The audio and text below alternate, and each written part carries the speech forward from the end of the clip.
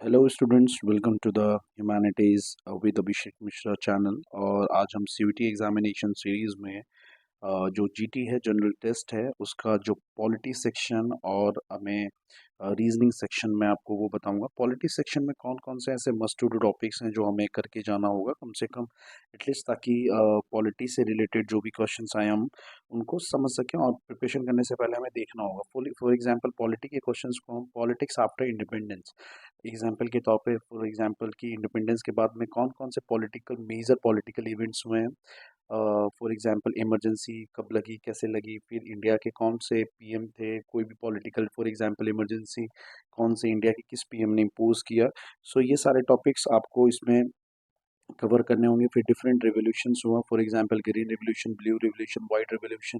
सो ये सारे रेवोल्यूशन कब हुए और उस समय इंडिया का पीएम कौन था। सो ये सारे क्वेश्चंस आपको जो मेजर पॉलिटिकल इवेंट्स हैं जो आफ्टर इंडिपेंडेंस हुए उनके बारे में आपको बताना होगा। सेकेंड पार्ट अगर हम पॉलिटी में डिवाइड कर लेता तो कॉन्स्टिट्यूशन एंड कॉन्स्टिट्यूशनल बॉडीज और इंस्टीट्यूशन से रिलेटेड है। कॉन्स्टिट्यूशन में आर्टिकल बेस्ड क्वेश्चंस आने के चांसेस है। फॉर एग्जांपल सारे आर्टिकल्स जैसे फंडामेंटल राइट, मूल अधिकार से रिलेटेड है, डीपीएसपी से related, directive principle of state policy, राज्य के नीति निर्देशक तत्व, इनसे रिलेटेड आर्टिकल्स आने के चांसेस है। उसके अलावा सिटीजन राइट्स, क्योंकि सिटीजन भी एक टॉपिक है, तो सिटीजन राइट से रिलेटेड भी एक टॉपिक आ सकता है। सो हमें ये सब जो आर्टिकल बेस्ड क्वेश्चन है, जो वेरी फेमस आर्टिकल हैं, जो बहुत ही ज़्यादा लाइमलाइट में रहते हैं, तो इन सारे आर्टिकल से रिलेटेड हमें क्वेश्चंस पढ़ने होंगे। सो हम इसको भी देखेंगे। उसके अलावा कुछ कॉन्स्टिट्यूशनल बॉडीज हैं, लाइक एग्जीक्यूटिव कार्यपालिका, विधायिका, न्यायपालिका, एग्जीक्यूटिव, लेजिस्लेचर और जुडिशरी। तो इनके बारे में हमें पढ़ने होंगे, इनके कैसे फंक्शंस करते हैं, कौन से आर्टिकल के थ्रू इनकी स्टैब्लिशमेंट हुई है, एग्जीक्यूटिव कैसे फंक्शन करता है, लेजिस्लेचर में बेसिकली हमें पार्लियामेंट के बारे में, जुडिशरी में सुप्रीम कोर्ट और लेजिस्लेचर में स्पेशली हमें पार्लियामेंट एंड पार्लियामेंट के फंक्शंस के बारे में, पार्लियामेंट से रिलेटेड प्रोविजंस हैं, पार्लियामेंट कैसे फंक्शन करता है, पार्लियामेंट की डिफरेंट कमिटीज़ हैं, उन कमिटीज़ में कौन कौन से मेंबर्स होते हैं, वो क्या फंक्शन करते हैं। सो इनसे रिलेटेड बेसिकली हमें पढ़ना है। एग्जीक्यूटिव में अगर आप पूछेंगे कि एग्जीक्यूटिव में क्या है, तो एग्जीक्यूटिव में फॉर एग्जाम्पल एग्जीक्यूटिव को हम हिंदी में कार्यपालिका कहते हैं। और कार्यपालिका में हमें जो है वो सबसे पहले हमें प्रेसिडेंट के बारे में देखना होगा कि प्रेसिडेंट, जो इंडियन प्रेसिडेंट होते हैं, उनका जो कौन से इंडियन कॉन्स्टिट्यूशन में आर्टिकल्स हैं जिनके थ्रू इंडियन प्रेसिडेंट्स का अपॉइंटमेंट होता है, उनका इम्पीचमेंट प्रोसेस होता है। फिर प्राइम मिनिस्टर और उससे related, prime minister and council of ministers से रिलेटेड थोड़ी बहुत जो उनकी पावर, जो भी उनकी पावर्स हैं, उनके बारे में हमें इस पॉलिटी सेक्शन में पढ़ना होता है। उसके बाद जो नेक्स्ट टॉपिक आता है वो आता है quantitative reasoning and logical and analytical reasoning. Basically ये ऐसा टॉपिक है जिसमें बच्चे बहुत ज़्यादा डर जाते हैं कि इसमें हमें क्या पढ़ना है, मैथ्स आ रही है और बहुत सारा उनको डाउट होता है। तो मैंने कुछ टॉपिक्स को सेलेक्ट किए हैं और इन टॉपिक्स पर बच्चों को क्या बनाना है, कमांड बनाना है।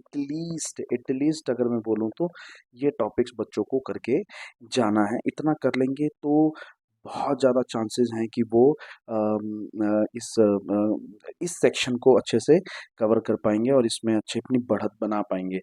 क्योंकि मैथ्स के नाम पर जो ह्यूमैनिटीज़, खासकर जो ह्यूमैनिटीज़ बैकग्राउंड के स्टूडेंट्स हैं, वो मैथ्स और साइंस पोर्शन से थोड़ा सा बचते रहते हैं। तो बच्चों ऐसा नहीं है, आप जिनका मैथ्स बैकग्राउंड नहीं है, जिनका साइंस बैकग्राउंड नहीं रहा है, बेसिकली ह्यूमैनिटीज़ वाले जो स्टूडेंट्स हैं, वो इस एग्ज़ाम में इन पार्ट्स को बेसिकली कर लेंगे। और क्वांटिटेटिव रीजनिंग में ज़्यादा कुछ नहीं है, जो अरिथमेटिक है और बेसिकली 8th और जो 10th की मैथ्स होती है उसमें बेसिक कॉन्सेप्ट्स है, लाइक डिस्टेंस एंड स्पीड वाला पोर्शन है। आपने इसको, अगर आपने 10 to 15 सेट्स ऑफ क्वेश्चंस कर लिए बहुत है। उसके बाद SI CI ट्रिक्स होते हैं, इनके ट्रिक्स होते हैं, इनके कुछ ट्रिक्स फार्मूले होते हैं। आप अगर ने वो सीख लिया, बहुत हार्ड क्वेश्चंस नहीं आते, बहुत सिंपल क्वेश्चंस हैं।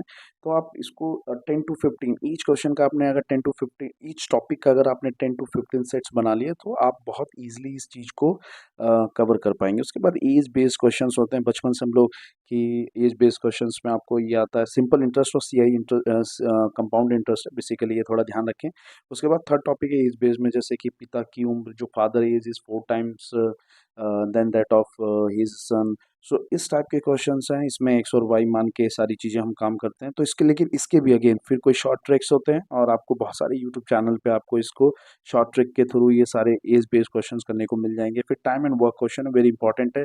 टाइम एंड वर्क में बेसिकली होता है फॉर एग्जांपल कि अगर एक आदमी 4 घंटे काम कर सकता है, पाँच एक दो दो, दो दूसरा आदमी 5 घंटे काम कर सकता है। फॉर एग्जांपल ए 4 घंटे काम कर सकता है, बी 5 घंटे कर सकते हैं, तो दोनों मिलके किसी काम को कितने घंटे में कंप्लीट करेंगे, ऐसा कुछ क्वेश्चंस आता है। परसेंटेज परसेंटेज और प्रॉफिट और लॉस, ये दोनों थोड़े से एक दूसरे के साथ एसोसिएटेड जो टॉपिक्स हैं। अगर आपने परसेंटेज कर लिया और प्रॉफिट लॉस कर लिया तो ये दोनों एक दूसरे से जुड़े हुए टॉपिक्स हैं। परसेंटेज में आपको क्या ध्यान रखना है, परसेंटेज में लाइक जैसे परसेंटेज की ट्रिक्स हैं, तो आपको प्लीज़ उसको ज़रा ध्यान रखना है। परसेंटेज में ट्रिक्स कैसे हैं, फॉर एग्जांपल 1/8 आपको टिप्स पे याद होनी चाहिए, तो आपको थोड़ा सा यहाँ पे मेहनत करनी पड़ेगी कि जो यहाँ पे थोड़ा-सा आपको मेहनत करनी पड़ेगी। फॉर एग्ज़ाम्पल कि 1/8 कितना होता है, तो 1/8 आपको टिप्स पे याद होनी चाहिए। और आई वुड रिकमेंड कि आप 1 बाय अगर 15 तक भी अगर चीज़ें याद कर लें तो बहुत आपके लिए ईज़ी हो जाएगा। 1/8 0.5%, 1/16 कितना होता है, तो 6.25%। सो आपको थोड़ा-सा ये याद करना होगा और आपको ये इसकी जो प्रिपरेशन है वो ईज़िली किसी भी यूट्यूब चैनल पे आप जाते हैं तो आपको वहाँ पे देखने को मिल जाएगा। सो डोंट वरी, इसमें कुछ ज़्यादा हार्ड नहीं है। जैसे फॉर एग्जांपल 1/4, तो 1/4 हम 25% कैसे कर सकते हैं। फॉर एग्जांपल अगर 25 है तो 25/100, तो 1/4 इज तो ये 1/4 हो गया, तो 25% इसको हम कंसीडर करते हैं। 1/4 इज कितना है, 25%। सो थोड़ा सा हमें इसको ध्यान में रखना होगा। उसके अलावा लॉजिकल और एनालिटिकल रीजनिंग जो होता है वो बेसिकली जिसे हम रीजनिंग कहते हैं, रीजनिंग टॉपिक होता है, उसमें हमें वो देखना है। रीजनिंग में जैसे इसमें मैंने एक मस्ट टू टॉपिक्स बना रखा है कि आपको कौन सा मस्ट टू डू करके ही जाना है, ताकि आप क्या करें कि इसमें आप ज़्यादा लोड ना लें। और बेसिकली कुछ बहुत डेफिनेट सेट्स तो नहीं होते कि यहीं से क्वेश्चंस आएंगे, लेकिन हाँ कुछ क्वेश्चंस हैं जो किसी भी कॉम्पिटिटिव एग्जाम में कॉमन है, बहुत कॉमन है, वो आपको देखने को मिलेंगे। For example syllogism. सिलोलिज्म बहुत नाम इसका थोड़ा सा खतरनाक है, लेकिन ये जब आप टॉपिक करेंगे तो आपको मज़ा आएगा, प्रैक्टिस करने में मज़ा आएगा। सो स्टेटमेंट बेस्ड सिलोलिज्म है, उसमें आपको करना होगा, वो आप करेंगे। आप इसके भी 10 to 15 सेट्स कर लेंगे तो आपके पास टाइम लिमिटेड है, ज़्यादा इस टाइम आपको मिला नहीं है प्रिपरेशन के लिए, बट फिर भी 10 to 15 सेट्स आप कर लेंगे। आप अगर टाइम टेबल के अकॉर्डिंग अगर आप काम करते हैं तो आप इस टॉपिक में भी अच्छे से कवर कर सकते हैं, क्योंकि ज़्यादा टॉपिक्स नहीं है, बहुत छोटे छोटे टॉपिक्स हैं। देखने में आपको ज़्यादा टॉपिक्स लग रहे हैं लेकिन टॉपिक उतने ज़्यादा है नहीं। तो अगर फॉर एग्जांपल अगर आपने सिलोलिज्म थोड़ा सा लेंदी है, अगर आप सिलोलिज्म को 4 5 3 4 दिन देते हैं पर डे 2 आवर्स, तो आप इसको अच्छे से कवर कर लेंगे। आपको ज़्यादा डीप में सिलोलिज्म नहीं पढ़ना है, कोई सीजीएल और एसएससी और यूपीएससी के लेवल का सिलोलिज्म नहीं पढ़ना है आपको। जस्ट क्योंकि जो भी आप अपीयर होने जा रहे हैं जिस एग्ज़ाम में, वहाँ पे एग्जामिनर को पता है कि बच्चा अभी 12th क्लियर करके आ रहा है। सो वहाँ पे इतने हाई सिलोलिज्म नहीं देंगे, but competition, since competition is very tough, तो आप इसमें आप इसको लूज़ भी नहीं छोड़ सकते हैं। सो आप थोड़ा सा इसको करके जाएंगे। उसके बाद क्लॉक बेस्ड क्वेश्चंस हैं। क्लॉक बेस्ड में कि घड़ी की जो जो उनकी जो बोथ हैंड्स हैं, जब 3 बजते हैं और जब 4 बजेंगे तो उन दोनों के बीच में कौन सा एंगल बनता है।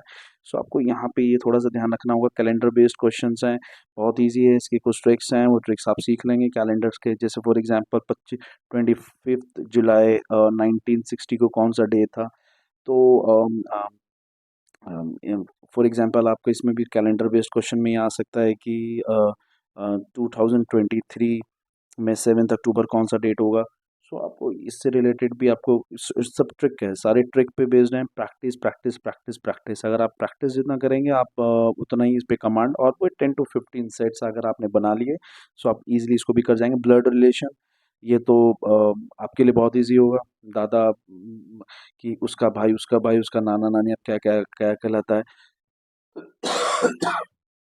सो आप ब्लड रिलेशन कर सकते हैं। उसके अलावा कोडिंग डिकोडिंग है। कोडिंग डिकोडिंग में आपको थोड़ा सा ये प्रैक्टिस बेस्ड है, इसमें कोई ट्रिक ज़्यादा काम नहीं करता। आपको जितना प्रैक्टिस करेंगे आप उतना ही चीज़ों को अंडरस्टैंड करना है। डायरेक्शन, डायरेक्शन बहुत डायरेक्शन में है कि ए है, वो एक पॉइंट से स्टार्ट होता है, वो राइट जाता है, मतलब नॉर्थ जाता है 5 किलोमीटर, फिर उसके बाद वो लेफ्ट हो जाता है फिर लेफ्ट होने के बाद राइट हो जाता है, राइट होने के बाद फिर लेफ्ट हो जाता है, तो वो डायरेक्शन चेंज करता रहता है। फिर आपसे पूछता है कि वो जिस हाथ से चला था और वह जहाँ पे रुका उन दोनों के बीच में डिस्टेंस क्या है। सो डायरेक्शन बेस्ड क्वेश्चन है, लेटर सिंबल सीरीज, लेटर उल्टे सीधे मतलब अरेंज नहीं होंगे और फिर आपको उनका मीनिंग निकालना होगा। नंबर सीरीज आते हैं जहाँ नंबर होते हैं और फिर बीच में नंबर गायब हो जाते हैं, फिर वो बताते हैं कि नंबर कौन सा नंबर आएगा। उसके बाद नॉन वर्बल सीरीज भी है। नॉन वर्बल सीरीज में बेसिकली ये बहुत इंपॉर्टेंट है, मैंने इसको डबल स्टार दे रखा है बिकॉज क्योंकि ये आएगा, ये 100% आएगा। फॉर एग्जांपल पैटर्न कंप्लीशन करने के लिए, पैटर्न कंप्लीशन में क्या होता है, फॉर एग्जांपल आपको फिगर्स दी होंगी, फिगर्स लाइक ये फिगर्स बना देंगे, कुछ ऐसे फिगर्स बना देंगे और यहाँ पे डॉट, यहाँ पे ये स्टार और ये ऐसे कुछ लगा देंगे।